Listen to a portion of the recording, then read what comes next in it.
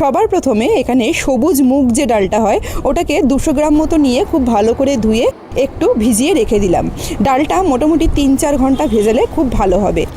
এখানে রান্নার জন্য একটা বড় সাইজের পেঁয়াজ কুচিয়ে নিয়েছি, একটা বড় টমেটো কুচিয়ে নিয়েছি, বেশ খানিকটা ধনেপাতা কুচিয়ে নিয়েছি আর অল্প একটু কাঁচা লঙ্কা নিয়েছি। কাঁচা লঙ্কাটা একেবারেই ঝাল অনুযায়ী নিতে হবে।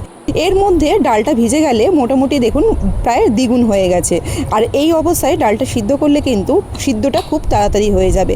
আমি প্রেসার কুকারে পুরো ডালটা দিয়ে মোটামুটি 2 কাপ মতন জল দিয়েছিলাম, তাতে আমার একটা সিটির মধ্যে কিন্তু ডালটা সিদ্ধ হয়ে গেছে। তবে ডালটা কতখানি সিটিতে সিদ্ধ হবে এটা কিন্তু এক এক জায়গার জলের উপর এক এক রকমভাবে নির্ভর করে। সিদ্ধটা এমনভাবে করব যাতে ডালগুলো পুরোপুরিভাবে না গলে যায়, আবার সেদ্ধও হয়ে যায়। খুব বেশি গলে গেলে কিন্তু খেতে একদমই ভাল লাগবে না।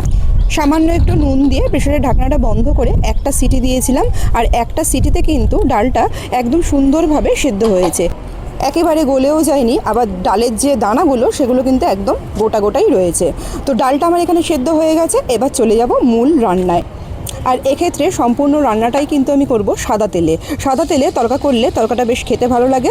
সবার প্রথমে এখানে 3খানা ডিমের একটু ভুজিয়া বানিয়ে নিচ্ছি, অল্প একটু সামান্য নুন দিয়ে। আর ডিমের ভুজিয়াগুলো তৈরির ক্ষেত্রে খুব বেশি ভেঙে ফেলবো না, একটু বড় বড় সাইজের টুকরো করে ভুজিয়াটাকে তৈরি করব। এতে কিন্তু তড়কাটা খেতে বেশ ভালোই লাগে। ডিমের ভুজিয়াটা তৈরি হয়ে গেছে। এটা